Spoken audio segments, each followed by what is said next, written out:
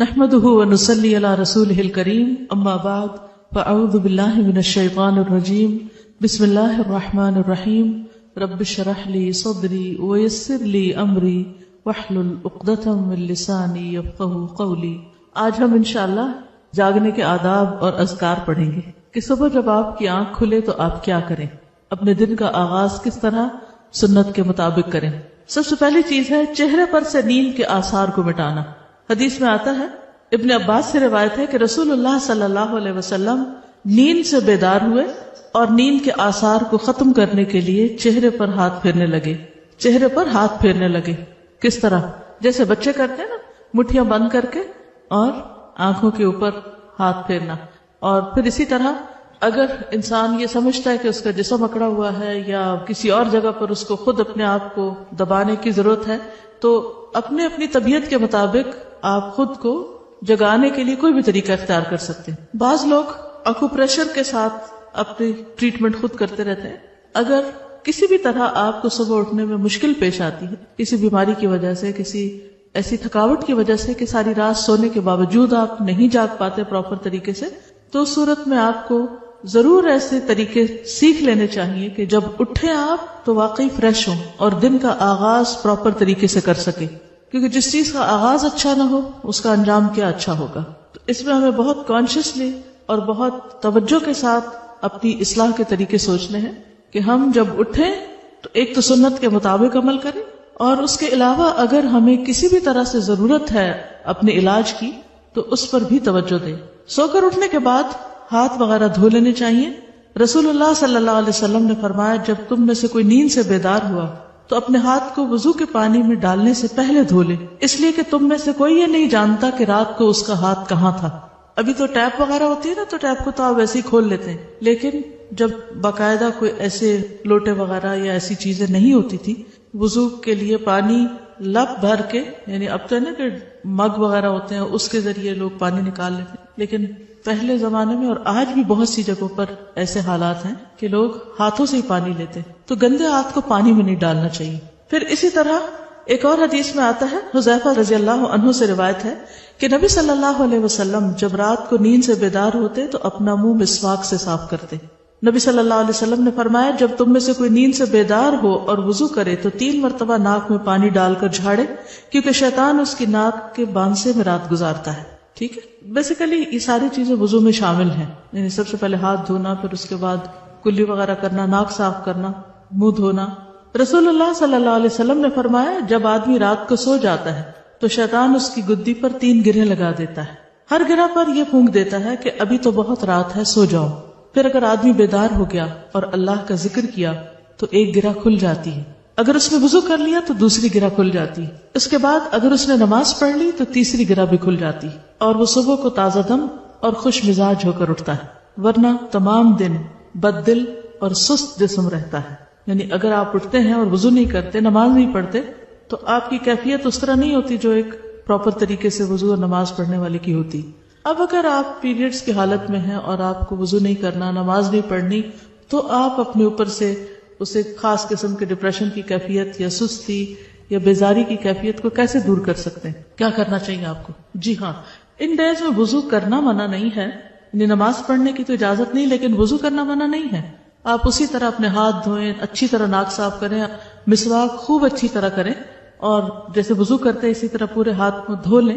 اگر نہانا چاہے تو نہا بھی سکتے ہیں، نہانا بھی منع نہیں ہے۔ اور پھر اگر کوئی اور کام کاج کر رہے ہیں تو چلتے پھرتے بھی ذکر اذکار کرتے رہیں، تو انشاءاللہ وہ جو کیفیت ہے ایک گھٹن کی سی یا تنگی کی، وہ دور ہو جائے گی۔ ٹھیک ہے، یہ بتائیے کہ آپ لوگ مسواک کتنے منٹ تک کرتے ہیں؟ تقریباً مسواک کتنی دیر تک کرتے ہیں؟ کتنے لوگ 15 منٹ کرتے؟ میں 15 منٹ مسواک کرتی ہوں، مسلسل 15 منٹ، کیونکہ مسواک ایسی چیز نہیں ہوتی ٹوتھ برش کی طرح کہ جس کو آپ 2 دفعہ ادھر ادھر کریں اور آپ کا منہ صاف ہو جائے، کیونکہ اگر آپ ایک ایک دانت کو باہر سے اور اندر سے اور پھر تالو اور پھر ٹنگ اور پورے ایریے کو، حتیٰ کہ آپ اپنے ٹانسلز وغیرہ ہیں وہاں تک اگر آپ مسواک لے جاتے ہیں اور پوری طرح کلین کرتے ہیں تو اتنا ٹائم تو کہیں گیا ہی نہیں۔ اس وقت بھی میری تسلی نہیں ہوتی کہ واقعی چھوڑ دینا چاہیے، صرف یہ ہوتا ہے کہ بہت وقت جا رہا ہے تو اس لیے چھوڑنا پڑتا ہے۔ 3 منٹ میں کوئی بھی مسواک نہیں ہوتا، اور نہ دانت صاف ہوتے ہیں نہ منہ صاف ہوتا ہے۔ اس کو تھوڑا سا انکریز کر لیجیے۔ اگر آپ سمجھتے ہیں کہ آپ کے لیے مشکل ہے کہ آپ اٹھے ہی دیر سے کیونکہ جو دیر سے اٹھے گا وہ یہ نہیں کر سکے گا. اس کے لیے آپ کو 15 منٹ کم از کم پہلے اٹھنا پڑے گا. اور اگر آپ دیر سے اٹھے کسی وجہ سے اور اس وقت آپ کو وقت نہیں ملا تو آپ کیا کر سکتے ہیں, واک کے دوران یا کسی بھی اور کام کاج کے دوران آپ مسواک کرتے رہیں. مثلاً اگر آپ ایک اسٹریچ میں نہیں کر سکتے تو 2-3 وقفوں میں کر لیں, لیکن صحیح معنوں میں منہ کی صفائی اگر ہو جائے تو آپ بہت سے امراض سے بچ سکتے ہیں. اور بہت سے لوگوں کو جو منہ سے اسمیل آنے کی بیماری ہوتی اور اس سے دوسروں کو کس قدر اذیت ہوتی, فرشتوں کو بھی اذیت ہوتی. اب آپ دیکھیے, آپ نماز پڑھ رہے اور آپ کے منہ سے اسمیل آ رہی, آپ کے پاس کھڑے ہونے والوں کو سخت تکلیف ہو رہی, ان کی نماز کا بھی خشوع ختم ہو گیا اور فرشتے بھی آپ سے دور ہو گئے کہ آپ کے منہ سے اسمیل آئے چلے جا رہی ہے. تو کیا اس کا علاج کرنا ہمارا فرض نہیں؟ تو اس کے علاج میں سب سے اہم نسخہ کیا ہے؟ مسواک کرنا, اور کافی دیر تک کرنا حتیٰ کہ یہ بیماری ختم ہو جائے.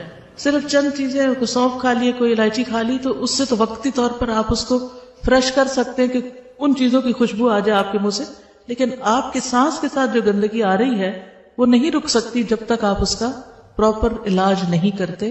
اور اس کے علاج میں نمبر 1 نسخہ یہی ہے کہ صبح سویرے اچھی طرح مسواک کریں, زبان اور تالو اور پورے منہ کے ہر حصے کو اچھی طرح صاف کریں, کیونکہ نبی صلی اللہ علیہ وسلم ایسی فوڈ بھی استعمال نہیں کرتے تھے کہ جس کی وجہ سے منہ سے اسمیل آئے, کیونکہ آپ نے فرمایا کہ میں اس سے بات کرتا ہوں جس سے تم نہیں کرتے.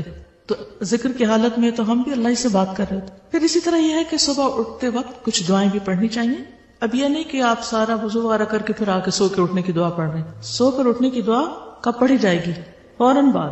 سیدنا ابو ہریرہ سے روایت ہے کہ رسول اللہ صلی اللہ علیہ وسلم نے فرمایا, جب تم میں سے کوئی جاگے تو کہے الحمدللہ الذی عافانی فی جسدی ورد علی روحی وَأَذِنَ لِي بِذِكْرِهِ. سب تعریف اللہ کے لیے ہے جس نے میرے جسم کو عافیت دی اور مجھ پر میری روح لوٹائی اور مجھے اپنے ذکر کی توفیق دی.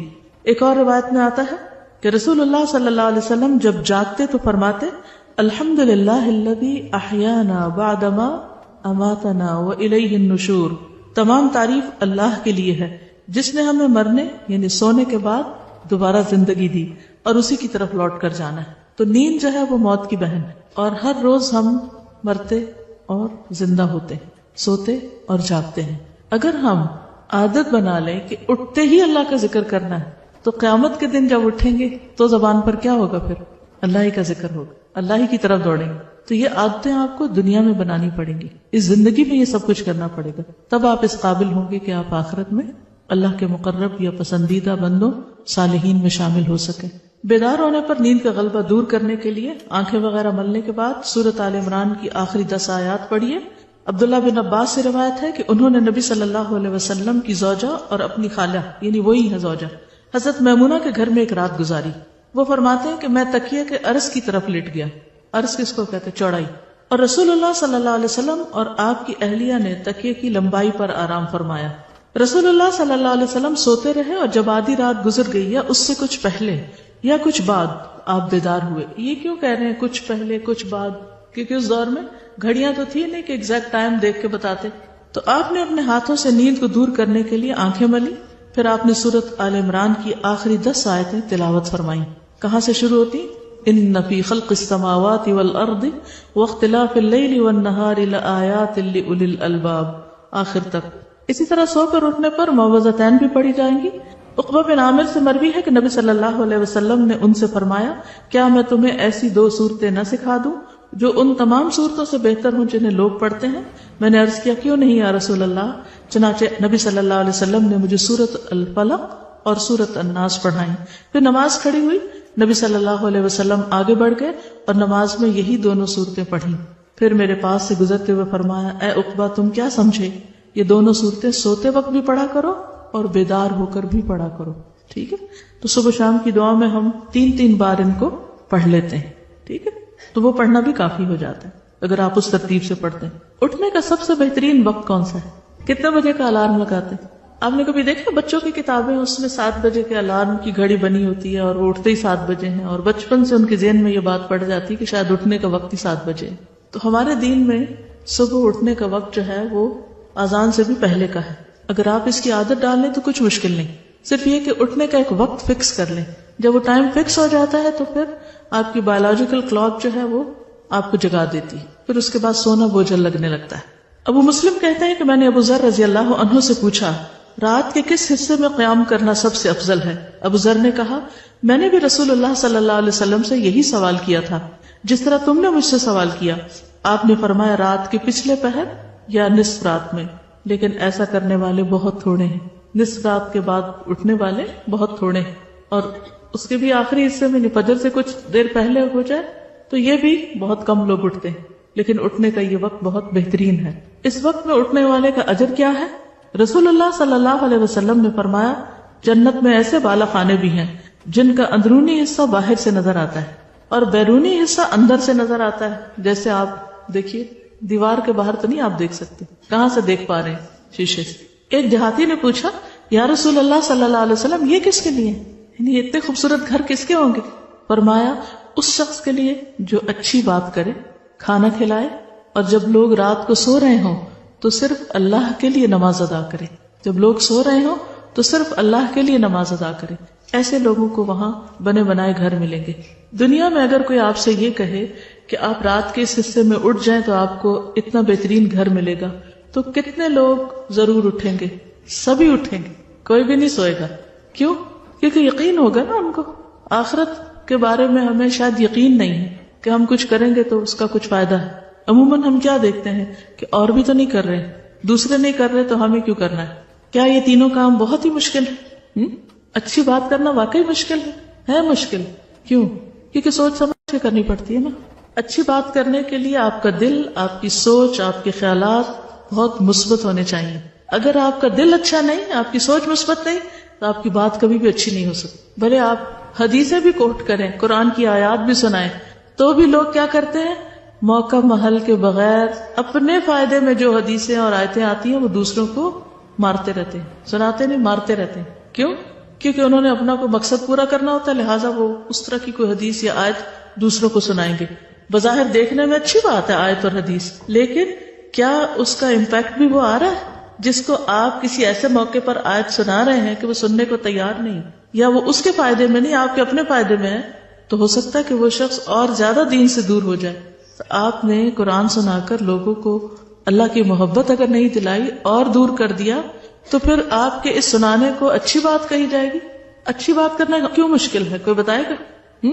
چلیے اب سوچیے ذرا غور